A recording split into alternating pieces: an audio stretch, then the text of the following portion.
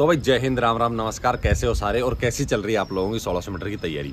आज अपना next video है जिसमें कुछ स्टेप कवर करने वाले हैं, कुछ एडवांस एक्सरसाइज बताने वाले हैं आपको और आपकी रनिंग का टाइमिंग कम करवाने के लिए सारी चीज़ें कवर करने वाले हैं। लेकिन आज सबसे पहले आपको ये बताना है भाई किसकी टाइमिंग 1600 मीटर की कितनी आ रही है। जिस दिन आप टाइम लगा रहे हो, काफ़ी समय दिया है मैंने बीच में आपको, सेम एक्सरसाइज बताई है और उसमें जो आपने कंटिन्यू फॉलो किया है तो इम्प्रूवमेंट आपको 100% मिला होगा।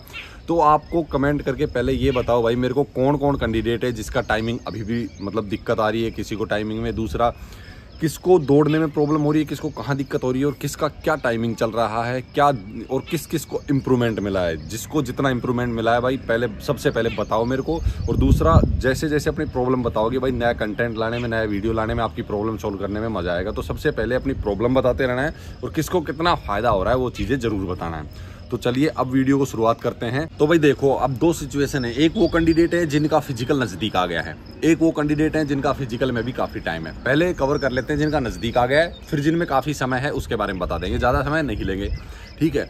तो देखो, जिनका फिजिकल नज़दीक आ गया है उनको क्या करना है, सप्ते में उनको एक दिन का मैंने बता रखा है कि भाई आपको फुल ताकत के साथ में रनिंग करनी है, टाइमिंग लगाना है, हार्ड एक्सरसाइज करनी है, ज़्यादा से ज़्यादा स्प्रिंट मारने हैं और उसके अगले दिन आपको रिलैक्स करना है। ये मैंने आपको पिछले प्लान में बता दिया था, पिछले वीडियो में बता दिया था। अभी आपको क्या करना है, एक दिन आपका रिलैक्स का हो गया, 6 दिन आपके बच गए, जिसमें एक दिन आप फुल स्पीड से टाइम लगाओगे, उसके अलावा 2 दिन और, टोटल 3 दिन आपको टाइम लगाना है। 3 दिन आपको लॉन्ग रनिंग करनी है, ठीक है। और लॉन्ग में भी आपको 8 राउंड 400 मीटर के, मतलब कि 3200 मीटर, ठीक है।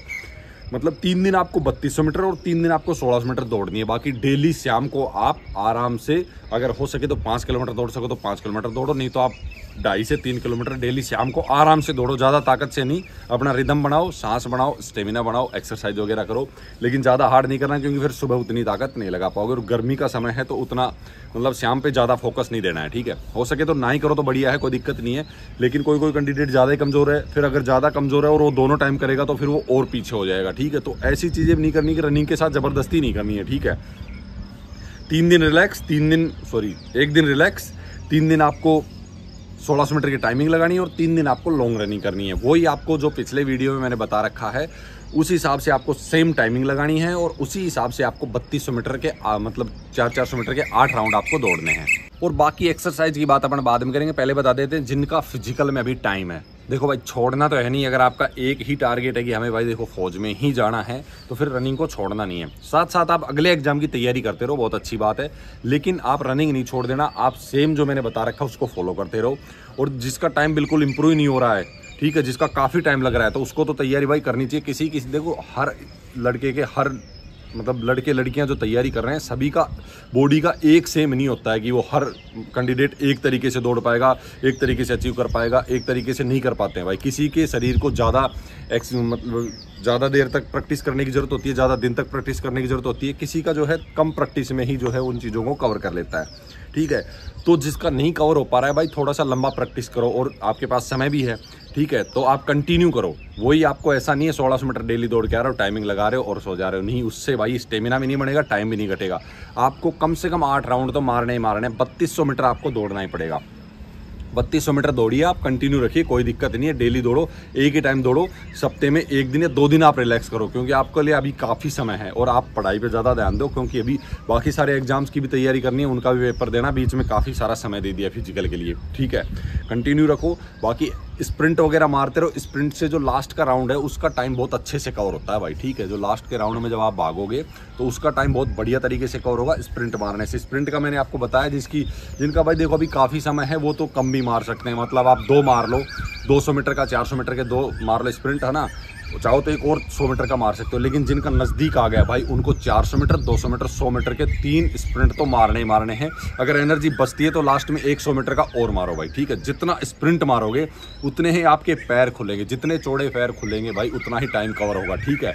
थोड़ा सा बॉडी को आगे झुका के फुल स्प्रिंट मारो। जितने स्प्रिंट मारोगे उतना ही आपका स्पीड बढ़ेगी, टाइम कम होगा, पैर खोलेंगे। तो स्प्रिंट बहुत इंपॉर्टेंट है, इससे आपको काफ़ी फायदा मिलने वाला है, ठीक है। अब आ जाती है भाई आपकी एक्सरसाइज। तो एक्सरसाइज उसके अलावा मतलब रनिंग के अलावा आपको क्या एक्सरसाइज करनी है भाई। देखो, एक चीज़ तो मैं हमेशा बताता हूँ कम से कम 5 मिनट आप अपनी बॉडी को वार्म अप करने के लिए दो डेली, ठीक है। 5 मिनट तक अपने शरीर को अच्छे से गर्म करो, हर एक एक्सरसाइज करो जिससे आपके शरीर का एक एक हिस्सा जो इतना मतलब एक्टिव हो जाए, गर्म हो जाए, जिससे आपको रनिंग करते समय जो भी खिंचाव होता है, दर्द होता है, वो सारी समस्याएं आपको नहीं आएंगी। देखो काफ़ी कैंडिडेट कमेंट कर रहे थे सर मेरे को बहुत दर्द हो रहा है, वैसे कोई दर्द नहीं है। अगर देखो जैसे सीन पेन हो गया या ऐसी कोई प्रॉब्लम है, एंकल में आपको प्रॉब्लम हो गई, ट्विस्ट हो गया, ऐसा कुछ हो गया, तब तो देखो आपको ज़रूरत है कि भाई आपको डॉक्टर के पास जाना चाहिए, फिर आपको जो है फिजियोथेरेपिस्ट को दिखाना चाहिए। लेकिन अगर नॉर्मल खिंचाव आ रहा है, किसी के पैर में हल्का सा खिंचाव आ गया या हाथ में या कमर में या कहीं भी, मतलब यार हल्का फुल्का अगर खिंचाव आ जा रहा है उसकी वजह से दर्द हो रहा है ना, तो वो दिक्कत है यार, आपने अच्छे से बॉडी को वार्म अप नहीं किया या फिर बाद में स्ट्रेचिंग नहीं किया,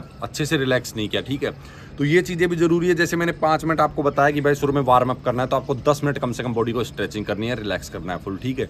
जिससे आपका जो रनिंग के दौरान जो आपको खिंचाव आया है दौड़ते समय, मसल्स में जो खिंचाव आया है, वो सारी चीज़ें ना रिलैक्स हो जाएंगे स्ट्रेचिंग करने से।